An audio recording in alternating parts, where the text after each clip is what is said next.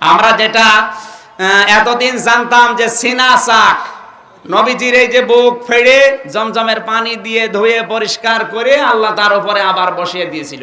আপনার একটু চিন্তা আসে না যে নবীজির অন্তরের ভেতরে কি পাপের কোনো কালিমা ছিল যে যেটা জমজমের পানি দিয়ে আল্লাহ ধুয়ে দিয়েছে? আর আপনি এই হাদিস পড়েন না সুবহানাল্লাহ পড়েন, চিন্তা করেন না কেন?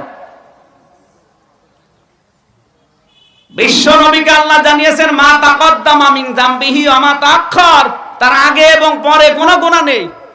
ওনার যদি গুনাহ না থাকবে তোমার বুক চিরে কোন কারণে ওইটা বের করে ধুয়ে দিলে? সব মানব নবীর অসম্মান হচ্ছে আরো, যে নবী যে মনে হয় গুনাহ করেছিল ওই গুনাহ আল্লাহ ধুয়ে দিয়েছে, তার তো আগে পরে কোনো গুনাহই নেই। এই সিনা চাক বলতে যেটা আমরা বানিয়েছি এটা মুখরোচক, এটা হাদিস কোরআন না। কোরআনের আয়াত হাদিস পড়তে হলে গবেষণা করে পড়া লাগবে, চিন্তা ভাবনা করে, আন্দাজে গরুর মতো পড়ে গেলে হবে না। অথচ এটা আমরা লিখে সিলেবাস ভুক্ত আলেম যারা আছে জিজ্ঞাসা করেন এটা লিখে পাশ করিস। আমি কামেল পাশ করেছি এটা লিখে, কারণ না হয়তো নাম্বার দেবে না। অথচ এখন গবেষণা করে দেখতে পাচ্ছি না, এ তো একেবারে ভুয়া জিনিস। নবীজির এই বুক এখান থেকে পেট পর্যন্ত চিরবে, আর নবীজি বসে বসে দেখবে তার ওখান থেকে চিরে ময়লা বের করে ধুয়ে আবার রাখবে। তো নবীজি কি গোনা করেছিল যে গোনা ধুয়ে দিচ্ছে? প্রত্যেকেই বক্তব্য শুনলেন। একজন মাওলানা বড় শায়েক দাবি করে, সে বলছেন যে আল্লাহ রসুল সাল্লাল্লাহু আলাইহি ওয়াসাল্লামের সিনা চাক হয়নি। আল্লাহ রসুল সাল্লাল্লাহু আলাইহি ওয়াসাল্লামের সিনা চাক হয়নি এই বলে বক্তব্য দিচ্ছে যে আল্লাহ রসুল সাল্লাল্লাহু আলাইহি ওয়াসাল্লামকে নিয়ে যে আকীদা খারাপ করছে, মানুষের ঈমানটাকে লুটার জন্য যে কথাটা বললেন যে আল্লাহ রসুলের সিনা চাক হয়নি, এটা কখনোই হতে পারে না, কোনো কিতাবের মধ্যে নেই। তো প্রত্যেককে বলবো যে ভিডিওটা বেশি শেয়ার, লাইক এবং সাবস্ক্রাইব করুন। ওই সমস্ত ঈমানচোর বক্তাদের কাছ থেকে আমাদেরকে দূরে থাকতে হবে। তো যে সমস্ত কিতাবগুলোর মধ্যে আছে যে আল্লাহ রসুল সাল্লাল্লাহু আলাইহি ওয়াসাল্লামের সিনা চাক 4 বার হয়েছিল, সেই সম্পর্কে কিতাবগুলো দেখায় যে আপনার সৈয়দুল মুরসালিন, এখানে হচ্ছে সিরাতুল খাতামুল আম্বিয়া, এই কিতাবের মধ্যে আছে আপনার সিরাতে ইবনে হিসাম, এই কিতাবের মধ্যে আপনারা পাবেন, এবং সিরাতুন নবী এই কিতাবের মধ্যে আপনারা পাবেন। তারপরে আল মাওয়াহিবুল রাবি ফি মাউলাদুন নবী এই কিতাবের মধ্যে আপনারা পাবেন। এইরকম যে ফুলে খুশবুতে শাহজাহান মাতোয়ারা এই কিতাবের মধ্যে আপনারা পাবেন। মাদারাজুন নবুয়াত কিতাবের মধ্যে পাবেন। আল বেদায়া ওয়ান নেহায়ার মধ্যে আপনারা পাবেন,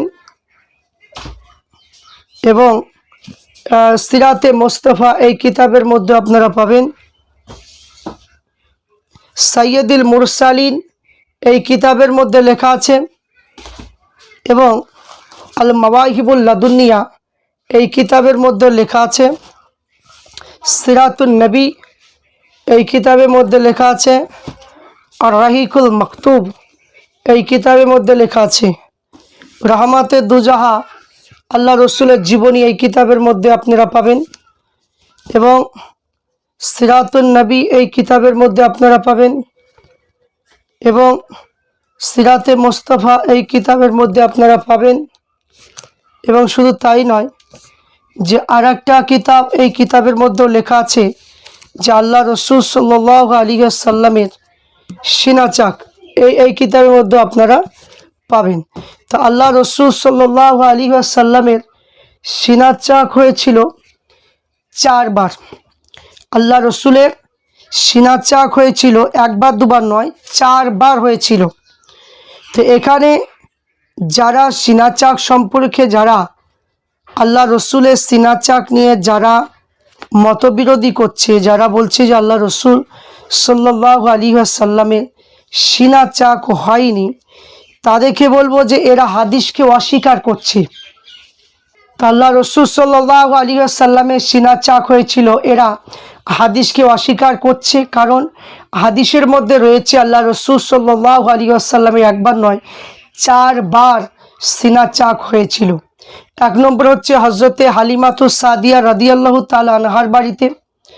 2 নম্বর আবু তালেবের কাছে যখন ছিলেন তখন।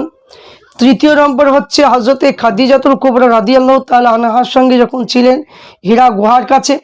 চতুর্থ নম্বর হচ্ছে আল্লাহ রসুল সাল্লাল্লাহু আলাইহি ওয়াসাল্লাম যখন মিরাজে গিয়েছিলেন তখন। তো এখানে 4 বার আল্লাহ রসুলের সিনা চাক হয়েছিল।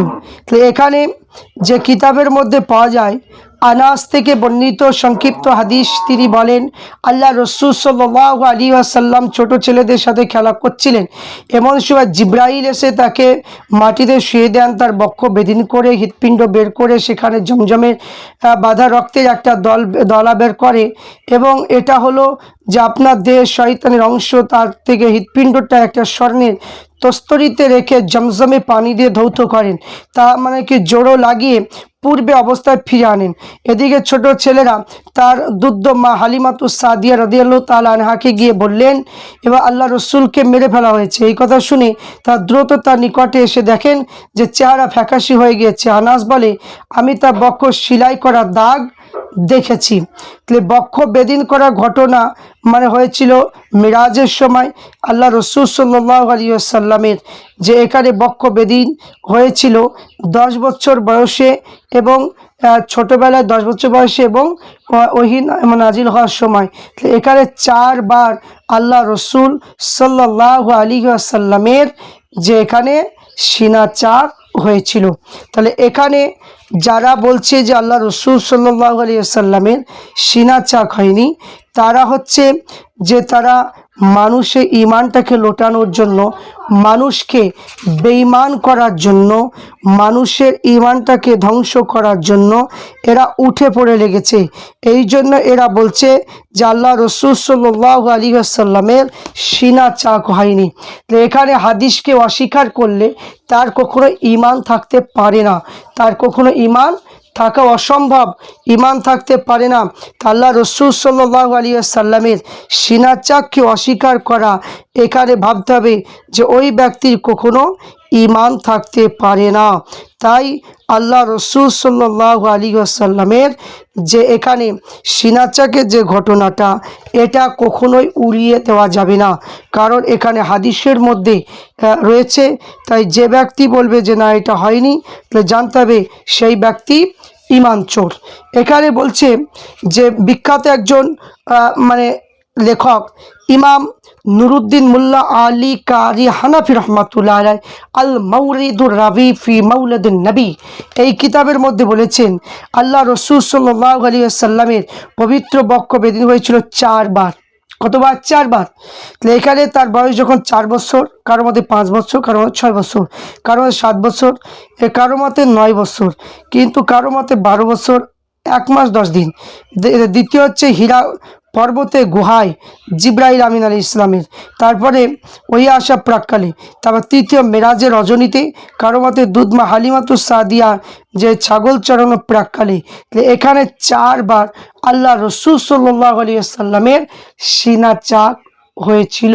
তাহলে এখানে বোঝা গেল যে এখানে অস্বীকার করার কোনো রাস্তা নেই। যারা বলছে সিনা চাক হয়নি, যারা বলছে আল্লাহ রসুলের বক্ষ বেদিন করা হয়নি, এরা মানুষকে বিভ্রান্তি করছে, কিতাবগুলোকে নিয়ে তারা বিভ্রান্তি করছে। যদি সিনা চাক যদি না হয়, তো এই সমস্ত কিতাবগুলো কেন লেখা হলো? এই কিতাবগুলো তাহলে কেটে বাদ দেওয়া দরকার। যদি এটাই যদি হয়, তাহলে কেটে বাদ দেওয়া দরকার। তো প্রত্যেককে বলবো যে আপনারা প্রত্যেকে বিরত থাকুন ওই সমস্ত বক্তাদের বক্তব্য থেকে। যদি আপনার ইমানটাকে মজবুত যদি রাখতে চান, বর্তমান সময় ইমানটা হচ্ছে বড় মজবুত করে রাখা দরকার, ইমানটা হচ্ছে মেন জিনিস। তাই ওই সমস্ত আলেমদের হাত থেকে আমরা যেন ভালো থাকতে পারি, আল্লাহুম্মা আমিন।